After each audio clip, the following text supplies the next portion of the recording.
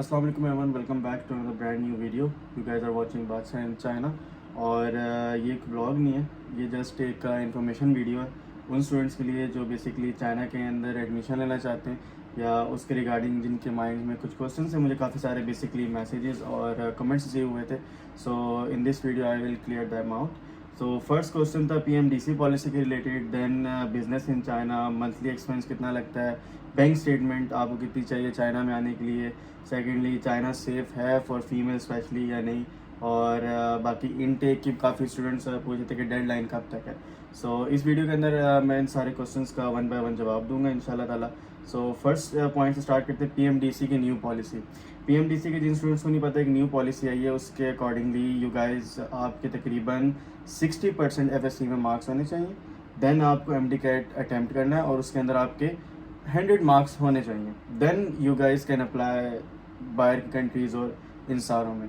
ठीक है, इसके अंदर एक एक्सेप्शन ये है कि ऑब्वियसली जो भी स्टूडेंट चाइना के लिए अप्लाई करे या मेडिकल के लिए अप्लाई करे और 60% मार्क्स ऑलरेडी स्टूडेंट्स के होते हैं, तो उन लोग के लिए ये है कि ऑब्वियसली आप एडमिशन ले सकते हो, और अगर आप एमडी कैट नहीं देना चाह रहे तो फॉर द टाइम बिंग आप एमडी कैट स्किप करके जस्ट एडमिशन सिक्योर कर सकते हो। और आपके पास तकरीबन 5 साल की आपकी डिग्री है चाइना के अंदर, 6 साल की एमबीबीएस की, तो आप उसके दौरान जब भी पाकिस्तान विजिट करते हो आप जाके एमडी कैट क्लियर कर सकते हो और वो वैलिड होता है। और आई डोंट थिंक सो कि ये पॉलिसी इतना लॉन्ग स्टैंड करेगी। सो हम अपना सेकंड पॉइंट की तरफ चलते हैं, बिजनेस इन चाइना। तो काफ़ी सारे स्टूडेंट्स ये पूछे थे कि यार चाइना के अंदर हम आएंगे तो हम बिज़नेस कर सकते हैं, ये वो। Yes, you gas can do a business, part time आप लोग कर सकते हो, ठीक है। और सेकेंडली ये है कि ऑब्वियसली आपको सबसे पहले चाइना आके स्टेबल अपने आप को करना पड़ता है, ठीक है। एटलीस्ट उसके लिए आप 1 साल अपने माइंड में रखो कि आप यहाँ पे आ जाओ, सेटल हो जाओ खुद को, देन आप बिज़नेस अपॉर्चुनिटीज़ काफ़ी सारी हैं चाइना के अंदर, ठीक है। और आप लोग बेसिकली मोस्टली स्टूडेंट्स जो यहाँ पे बिज़नेस करते हैं, मोबाइल एक्सपोर्ट करते हैं, कपड़े का बिज़नेस बहुत सारे लड़के करते हैं जो मेरे जानने वाले हैं, और बैटरीज़ पाकिस्तान बेचते हैं, ठीक है। तो और भी हर तरह का बिज़नेस इंपोर्ट एक्सपोर्ट के रिलेटेड या काफ़ी सारी अपॉर्चुनिटीज़ और भी मिलती हैं, जॉब्स बहुत सारी अवेलेबल होती हैं, आप लोग कर सकते हो। बट वही है कि आपको सबसे पहले खुद स्टेबल होना पड़ेगा यहाँ पे आके। और दूसरी बात कि बिज़नेस के लिए आपको इतनी कोई ख़ासा लैंग्वेज बैरियर नहीं है। जो भी बिज़नेस के रिलेटेड चाइनीज़ लोग होते हैं, कंपनीज़ होती हैं, उनके पास ऑलरेडी एजेंट्स होते हैं जो कि आपसे इंग्लिश में कम्युनिकेट करते हैं, मोस्टली इसको इंग्लिश आती है, तो दैट्स नॉट अ प्रॉब्लम। हाँ, जॉब अगर आप फाइंड करना चाह रहे हो तो आपकी चाइनीज़ अच्छी होनी चाहिए, आपको लैंग्वेज भी ग्रिप होनी चाहिए। तो हम अपने चलते हैं थर्ड क्वेश्चन की तरफ, मंथली एक्सपेंस इन चाइना। तो मंथली एक्सपेंस का जहाँ तक बात है, ठीक है, ये डिपेंड करता है पर्सन टू पर्सन, ठीक है। अगर आप लोग घर में कुकिंग करते हो डोमेट्री के अंदर, आई मीन, तो आपका बहुत से बहुत 700 RMB 700-800 RMB पर मंथ लगता है, ठीक है। और अगर कोई लड़का कहता है मैंने बाहर से भी खाना है, मतलब खुला खर्चा करना है, तो 1000-1500 इनफ है, ठीक है। और it depends upon the personal use, ठीक है। 700 RMB वाले भी लड़के हैं हमारे पास, 1000 वाले भी हैं, 2000 वाले भी होंगे, ठीक है। तो ये पर्सनल है, लेकिन मिनिमम 700 आप माइंड में रख के चलो per month. Fourth point sorry हमारा आता है बैंक स्टेटमेंट। बैंक स्टेटमेंट कितनी चाहिए? अच्छा, रिसेंटली वीज़ाज इशू काफ़ी हो रहे हैं पाकिस्तान के अंदर, जैसे आप लोगों को पता है। तो bank statement I will suggest कि अपनी ओरिजिनल बनवाएं, फेक वाला काम चलता था, अब नहीं चलता, ठीक है। या तो अपने कंसल्टेंट, जो भी आपके कंसल्टेंट है उससे कांटेक्ट करें, ठीक है, he can give you a better idea. लेकिन आई विल सजेस्ट कि एटलीस्ट आपकी फॉर MBBS 50 लाख से अबव होनी चाहिए स्टेटमेंट, और then you are safe to गो।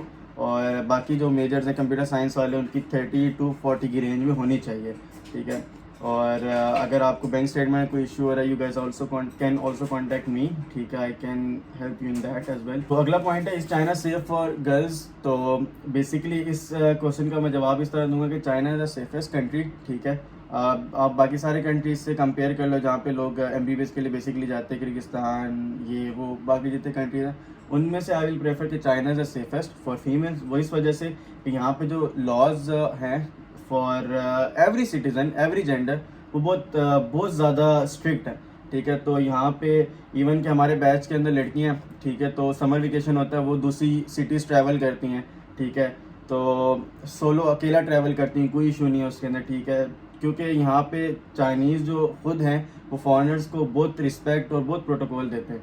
तो आई डोंट थिंक सो कि ऐसा कोई मामला होता है, ठीक है, फॉरेनर्स के साथ। और ख़ुद फॉरेनर जो स्टूडेंट्स हैं, मेल स्टूडेंट्स जो हैं, वो ऑब्वियसली आपकी कंट्री के हैं, ठीक है, वो आपकी रिस्पेक्ट करते हैं, उनको पता है किस तरह रहना है, ठीक है, जो उनकी तरबियत हुई भी होती है।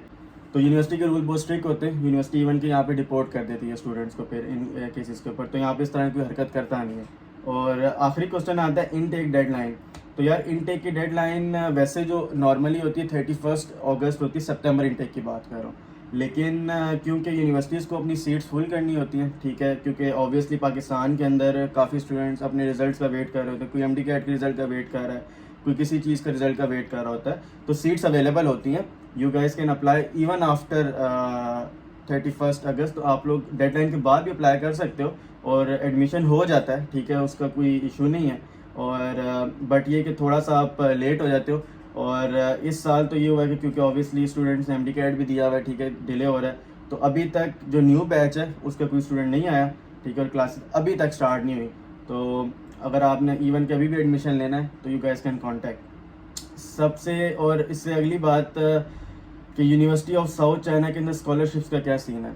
यूनिवर्सिटी ऑफ साउथ चाइना के अंदर और बाकी सारी यूनिवर्सिटीज़ के अंदर बैचलर्स की मैं बात कर रहा हूँ, बेसिकली आपको मिलती है प्रोविंशियल स्कॉलरशिप्स, ठीक है।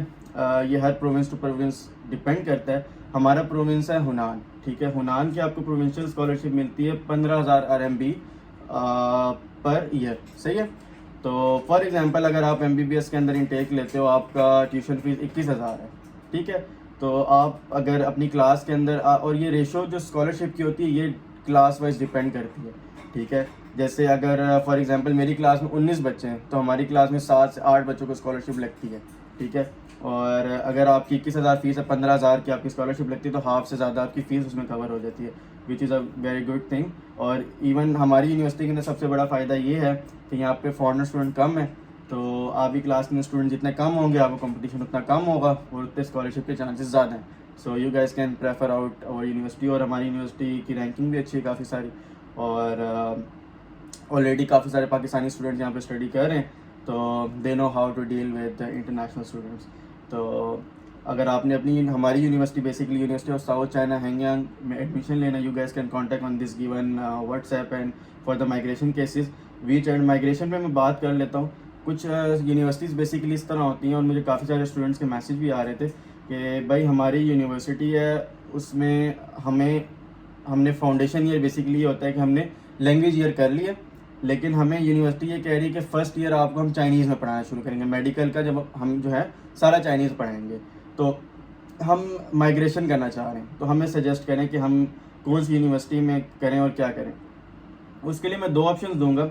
जिन स्टूडेंट्स के पास HSK4 अवेलेबल है, पास्ड है, वो किसी बगैर सोचे समझे ये हमारी यूनिवर्सिटी है उनके लिए I guess the best option in the best price range, best option है।